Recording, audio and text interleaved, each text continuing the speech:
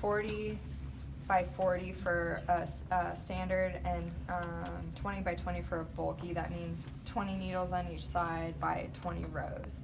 So if you want to count your rows, right now I don't really care because you're going to be playing around, so doesn't really bother me. You just want like a big enough swatch. I'm going to do a little bit smaller so I don't have to bind off as much. But generally, like, that's kind of a good size. This one you might want to keep going with the rows because you're going to play around a little bit with it. So do you see my needle pusher somewhere under there? No. Can I borrow a needle pusher from somebody? On a standard. Oh, standard. Hey, you can grab it. Bless you. Here. Thanks. Like, this is exactly this one this morning. Had the one thing broken at the end. It's kind of annoying. Oh. Thanks. Yeah. Well, you'll get used to it, but it's just like, because on a regular swatch, it's like you gotta. Ooh.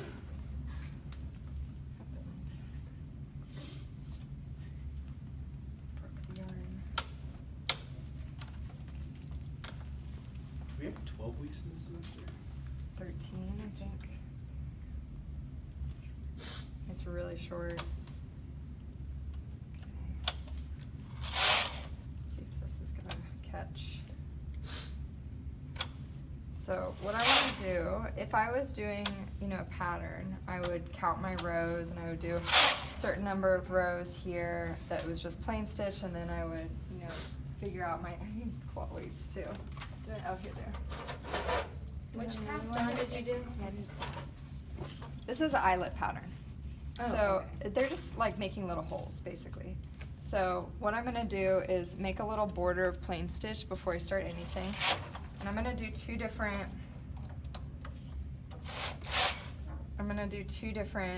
swatches, basically like two different techniques on the same swatch. So first, just do your cast on, get some yarn down there, get your claw weights on there, have some plain stitch, and then you can begin your eyelet.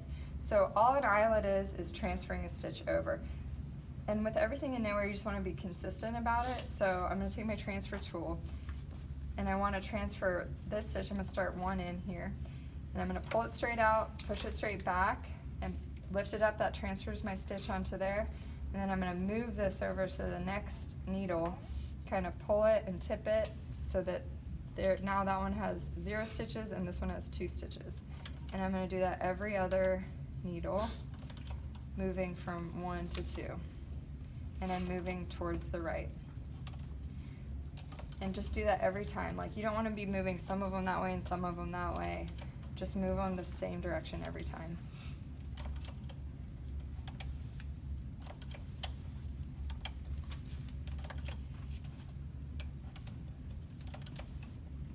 So could you, if you want to do, could you do like 3? 3 holes? Yeah. No. You only could do I'll show you what happens when you do.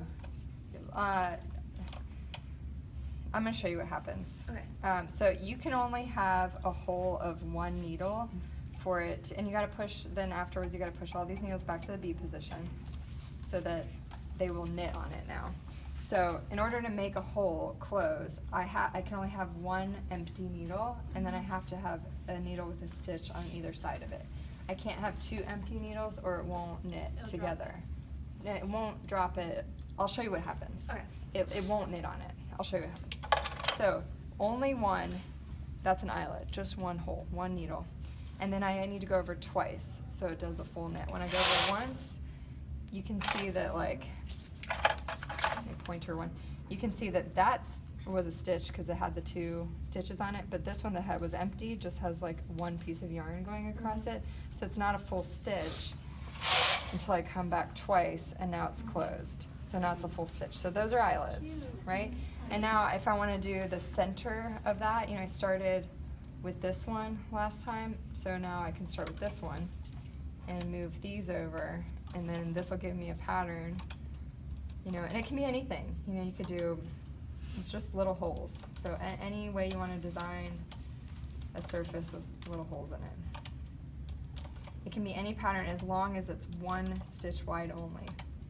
So you just can't have the hole bigger. I can show you how to make a bigger hole later. But for eyelet, it's just gonna be equals 1 needle. It is possible to make a bigger hole.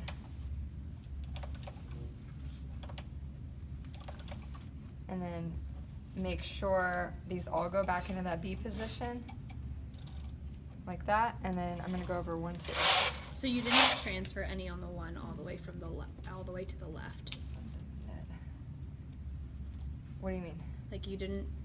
You started with the 3rd needle, Yeah. correct? You didn't. Okay. But now, if I wanted to do this again, I could go back to the second one, needle. Okay, and then cool. do it over top of where this one was. Mhm.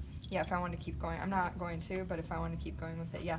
I could keep going over and start with this one and have So it you like either go start that with the way. 2nd or 3rd. Yeah, start with the second, just don't do the first one, because Right. then it'll actually make the swatch smaller. You don't want to move your Right. outside ones until later. Okay, so I'm going to just knit a little bit here. Oh. This machine isn't like super awesome. Okay. And then you want to move your claw weights up, especially since my machine is giving me a little bit of trouble. Alright, now I'm going to show you what happens when, this is basically what happens when you don't put them back. So if I make a hole, but I leave that out of position, what'll happen is it'll make a run. So it's, because I have an empty place, it's just like the yarn is just gonna go straight across it. So that could become a design feature. If I wanna make this run bigger, I can actually transfer stitches out and back in. So the second thing I want you to do, the first thing is to do some eyelet rows. Second thing is to make a run that goes out and then comes back in. So it's transferring stitches. So what I'm gonna do is on both sides, my first one I just pushed out. You can just, as long as you take that stitch and move it over, you know, you can push it out. Next one, I'm gonna do the same thing. I'm gonna take my stitch, I'm gonna move it over here, and then push it out, right? Take my stitch, I'm just making it bigger. Move it over here and push it out. I'm gonna do some more rows. That makes it bigger, right? Take my stitch, and now there is a way, it means like, you basically have to use ripcord. Put on ripcord on one side, take it off, stitch on the one side, and then take that one off, put this one back on, and then stitch on that side, and then you can make like a circle hole if you want. There's a way to do it, but this is a different technique. It's just like making runs. So I'm not going to show you that till much later when we're doing necklines, because it involves the whole pattern. But this is really super simple. This is the same thing that you would do if you wanted to increase over here on the side, right? Or actually, this would be the same as a decrease, where all you're doing, same as a decrease going this way, where all you're doing is moving a stitch over one. So I'm decreasing is what this would be. I'm decreasing the size of the knit, which increases the size of the hole.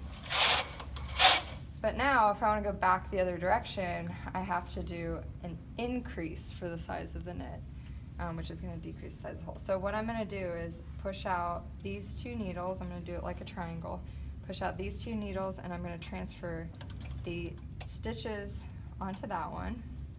But then that leaves a hole, right? So if I were to just take this yarn underneath it and move it up, you see how that makes a little hole there? Mm-hmm. I don't want that. If I were to just take that yarn and move it up, it would actually work, but it would make a hole right here, and I don't want to see that. So what I'm going to do is take this, which is like the stitch below the stitch, and I'm going to move it over. And I'm going to do it on this side towards like the majority. So I'm going to do this, heel, and move it over. So then So you it can like heel? crisscrosses it. Yeah, it's like, if you want to think of it as like the stitch under the stitch, basically, and I'm moving it over, and then that'll close it, and I can do a couple rows. That'll start to close it where there's no like giant hole there, and then I can do another couple. So I'm going to take this stitch, this one, move it in, that stitch, move it in, but now I've got empty needles.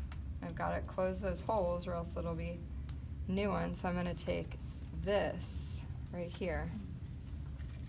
Okay, you're gonna, when you guys do it, you'll understand when you're on your, so it's like the needle that has a stitch on it, I'm gonna go below that and pick up that little thing under it.